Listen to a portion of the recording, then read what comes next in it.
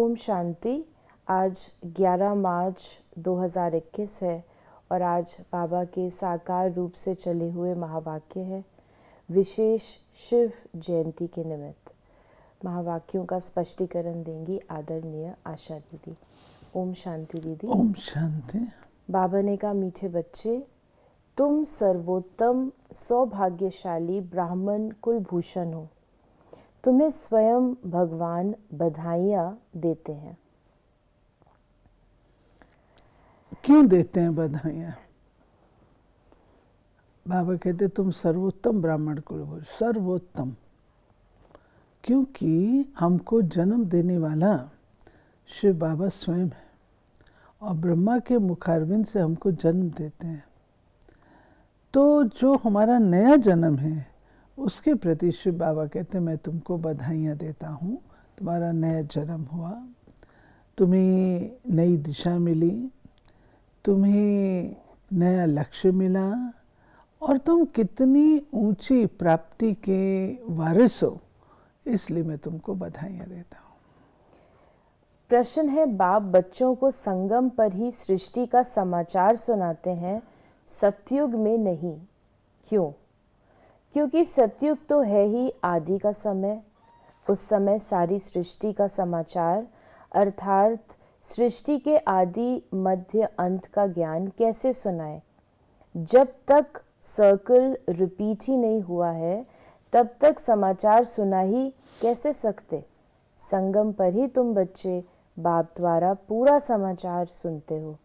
तुम्हें ही ज्ञान का तीसरा नेत्र मिलता है। देखिए, हमेशा न्यूज़ बनती है घटना घटने के बाद, घटना से पूर्व तो न्यूज़ होती नहीं। तो बाबा भी जो हमको समाचार सुनाएगा तो किसका सुनाएगा? सतयुग तो आरंभ होता है, अभी तो कोई समाचार ही नहीं है, अभी तो घटना घटनी शुरू हो रही है।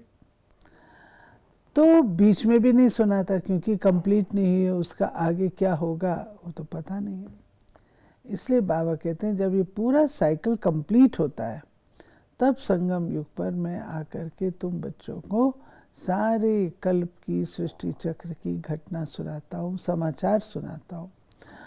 और एक बात और भी है कि जब बाबा हमको संगम पर ये समाचार सुनाते हैं तो वो केवल उस समय का नहीं सुनाते हैं, बाबा हमको सुनाते हैं पास्ट का भी और बाबा हमको सुनाते हैं फ्यूचर का भी।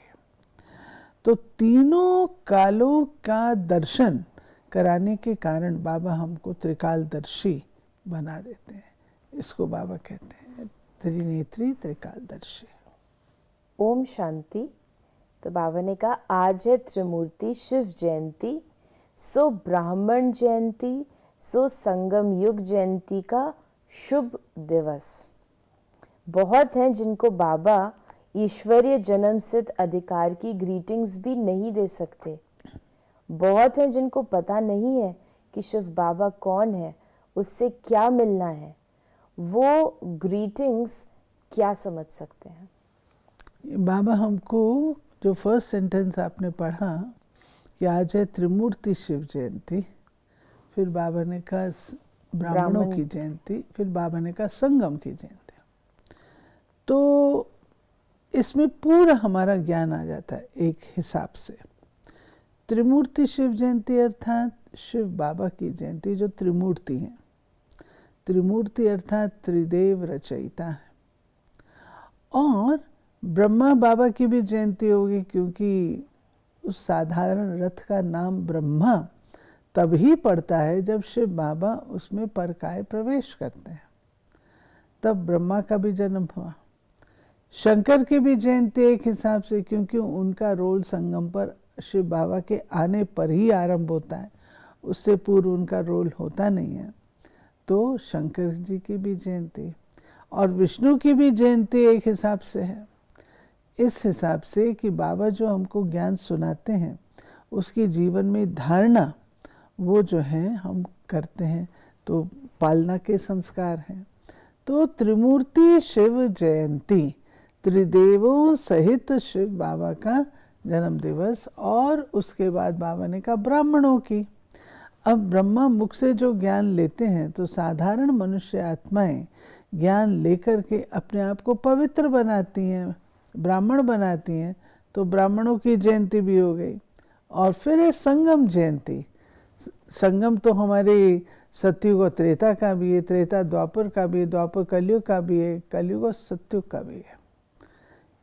कल्प का संगम, जो संगम है, ये विशेष समझने की बात है कि अन्य संगम की बात नहीं है, युगों के संगम की बात नहीं है, परंतु जो कल्प का संगम है उसमें ही शिव बाबा का आना होता है। उस हिसाब से बाबा इसको कहते हैं, ये है संगम जयंती। तो बाबा ने कहा कि जो नए बच्चे हैं वो बिल्कुल समझ ना सकें, ये है ज्ञान का डांस। कहते हैं ना, श्री कृष्ण डांस करता था, ये बच्चियां राधे कृष्ण बन डांस करती थी, परंतु डांस की तो बात नहीं है। तो इस प्रकार से बाबा ने आज बहुत स्पष्ट रीति से बताया है। बाबा ने कहा कि वो दादा है रूहानी और ये है जिस्मानी। इनको कहते हैं बाप दादा। बाप से दादा द्वारा वर्षा मिलता है, वर्षा है डाडे का। तो इसको थोड़ा एक्सप्लेन करें। बाबा कहते हैं बाप से दादा द्वारा वर्षा मिलता है, वर्षा है डाडे का। ये दादा जो बोलते हैं वो शिव बाबा का है। यहाँ पर शिव बाबा वर्षा देता है। और बाप, ब्रह्मा बाबा हमारा बाप भी है और ब्रह्मा बाबा हमारा दादा भी है। कैसे? शिव बाबा दादा, जो होता है दादा, तो सिंधी में दादा दादा को बोलते हैं, और दादा सिंधी में पिता को भी बोलते हैं। तो बाप दादा, बाप ब्रह्मा जिसके मुखान जन्म लिया, दादा इस हिसाब से कि इस सारे कल्प का वो दादा अर्थात great great great great grandfather है, और दादा वो।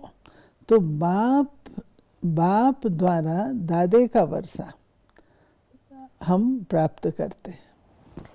बाबा ने कहा कि मुझे निराकार कहते हैं, ज़रूर मुझे शरीर चाहिए, तब तो बच्चों को राजयोग सिखाऊं अथवा मनुष्य से देवता, पतित से पावन बनने का मार्ग बताऊं, व मूत पलीती कपड़ धोऊं, ज़रूर बड़ा धोबी होगा। ज्ञान और योग से तुम्हारी आत्माओं को धोया जाता है। ये शिव बाबा अपनी निरहंकारिता प्रत्यक्ष कर रहे। इतना बड़ा पिता सर्व आत्माओं का, और कहते हैं सबसे बड़ी लॉन्ड्री मैं ही लगाता हूँ, सबसे बड़ी वॉशिंग मशीन मैं ही लगाता हूँ, जिसमें आप सब आत्माओं के जो पुराने रावण के दिए हुए पतित संस्कार हैं उनकी धुलाई होती है और आत्मा स्वच्छ बन करके निकलती है। उस हिसाब से बाबा कहते हैं मैं सबसे बड़ा धोबी हूँ। अब इतना बड़ा पिता स्वयं को धोबी कहता है, अर्थात जो बाबा पार्ट प्ले करते हैं उसको बाबा महत्व देते हैं, वैल्यू देते हैं, और बच्चों को समझाने के लिए कहते हैं कि जैसे वो कपड़े धुलते हैं ऐसे तुम्हारी आत्मा यहाँ पे धुलती है। किससे? ज्ञान और योग से। आकर के कभी कभी बाबा कहते हैं लक्ष्य सोप, लक्ष्य सोप होता था ना, तो बाबा कभी कहते हैं लक्ष्य सोप। तो लक्ष्य साबुन कौन सा है? लक्ष्य। लक्ष्य है कि हमको देवता बनना है, श्री लक्ष्मी श्री नारायण जैसा बनना है। अब बनना है उन जैसा लक्ष्य वो रखा, तो ज्ञान और योग चाहिए ना, वो बात। बाबा ने कहा कि सबकी आत्मा तमो प्रधान है, ज्ञान का तीसरा नेत्र कोई को है नहीं। फिर बाबा ने कहा कि कर्म अकर्म विकर्म की गति गीता के भगवान ने सुनाई है, जिसकी महिमा सुनी। शिव भगवान है एक, मनुष्य को भगवान नहीं कहा जाता? बाबा ने गति सदगति की बात बताई ना, तो बाबा कहते हैं कि ये निश्चय जानो, कोई भी मनुष्य भगवान नहीं कहा जा सकता। क्यों? भगवान एक है, वो निराकार है। अगर वो हम आत्माओं जैसे हों, फिर तो उनके भी वही पाप पुण्य ये सब उनको सत्य रज तम तीनों से क्रॉस का, बाल युवा व्रत सबसे क्रॉस करना पड़े, तो उनमें और हम में कोई अंतर नहीं रह जाएगा ना। इसलिए बाबा कहते हैं कि गति सदगति दाता निराकार ही, जो इस चक्र में नहीं आता है, और चक्र में ना आने के कारण से ही वो हमारा सदगति दाता हो सकता है। तुम बधाइयाँ देते हो शिव बाबा के आने की। बाबा फिर कहते हैं मैं अकेला थोड़े आता हूँ, मुझे शरीर चाहिए, ब्रह्मा तन में आना पड़े, पहले पहले सूक्ष्म वतन रचना पड़े, इसलिए इनमें प्रवेश किया है। ये तो पतित था, तो इसे स्पष्ट करें। जो बाबा ने कहा कि पहले पहले सूक्ष्म वतन रचना पड़े, इसलिए इनमें प्रवेश किया है।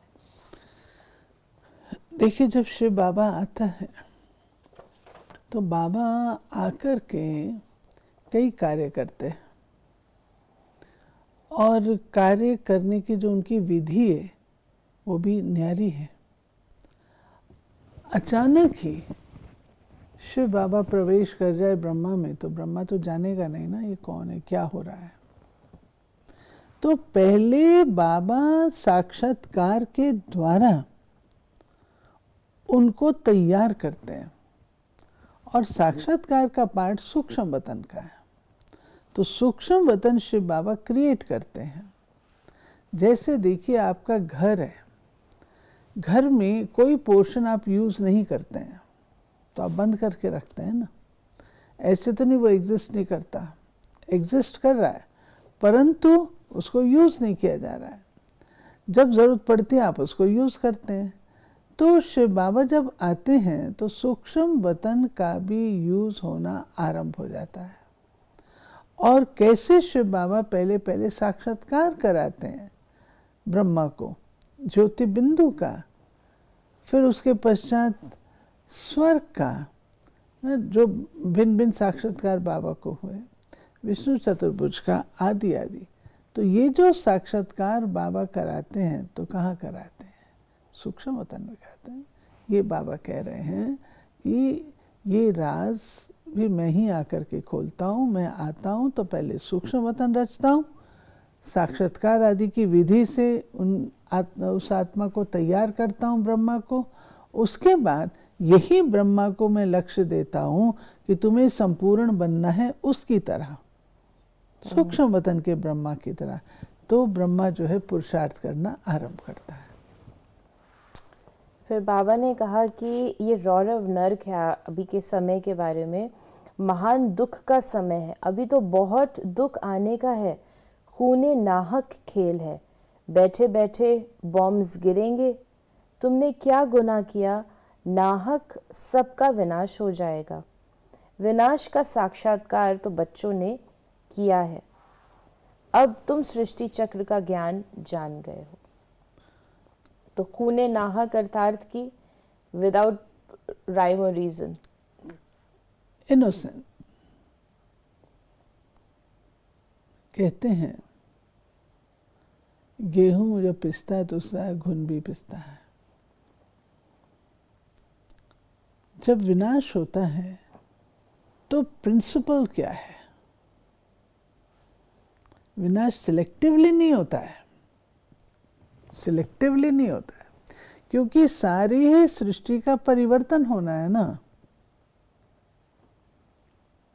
तो उसमें सारी सृष्टि के परिवर्तन में तो सभी आत्माएं जाएंगी जाएंगी वापस, क्योंकि एंड है, वापस जाना है, नया चक्र आरंभ होना है। तो बाबा उस बात को कह रहे हैं कि ये जो है विनाश का साक्षात्कार, वो हमने देखा है, खूनी नाहक खेल है, खून की नदियाँ बहेंगी, ये सब होगा। तो उसमें सब आत्माओं को वापस जाना है, तो अपना चोला छोड़ना है, तो इनोसेंट किलिंग भी, इनोसेंट डेथ भी होंगी। आज का वरदान है, हर संकल्प बाप के आगे अर्पण कर कमजोरियों को दूर करने वाले सदा स्वतंत्र भव। कमजोरियों को दूर करने का सहज साधन है, जो भी कुछ संकल्प में आता है वो बाप को अर्पण कर दो, सब जिम्मेवारी बाप को दे दो, तो स्वयं स्वतंत्र हो जाएंगे। सिर्फ एक दृढ़ संकल्प रखो कि मैं बाप का और बाप मेरा। जब इस अधिकारी स्वरूप में स्थित होंगे तो अधीनता ऑटोमेटिक निकल जाएगी। हर सेकंड ये चेक करो कि मैं बाप समान सर्व शक्तियों का अधिकारी, मास्टर, सर्व शक्तिवान हूँ। शिव बाबा हमारे पिता हैं, तो बाबा जब आते हैं तो हम तो शक्तिहीन होते हैं। हम किन्हीं उस पर विजय भी नहीं प्राप्त कर सकते हैं। अपने ही विकर्मों के बोझ से दबे हुए होते हैं। तो बाबा आकर के हम आत्माओं को ये स्वमान देते हैं, जैसे मैं सर्वशक्तिमान हूँ, तुम आत्माएं भी मास्टर सर्वशक्तिमान हो। वो स्वमान हमारा जब जागृत होता है तब साथ साथ ज्ञान की बुद्धि मिलती है, योग करना शुरू करते हैं, विकर्मों का नाश करते हैं और शनै शनै हम भी बाप समान मास्टर सर्वशक्तिमान बन जाते हैं। स्लोगन है श्रीमत के इशारे प्रमाण, सेकंड में न्यारे और प्यारे बन जाना ही तपस्वी आत्मा की निशानी है। सेकंड में न्यारे प्यारे तो सब्जेक्ट है पूरा, सेकंड में असली बात है वो डीप मैजिकल पॉइंट की, मैजिकल रियलाइजेशन की। जब आपको वो एक सेकंड की रियलाइजेशन हो जाती है तो आप अपने आप न्यारे होने शुरू हो जाते हैं, वो आपका लक्ष्य बन जाता है। इसी का सेकंड में न्यारे प्यारे। तो ये थे बाबा के आज के महावाक्यों का स्पष्टीकरण। यदि आपके मन में कोई सवाल है तो आप उसे व्हाट्सएप कर सकते हैं 8826599309 पर। ओम शांति।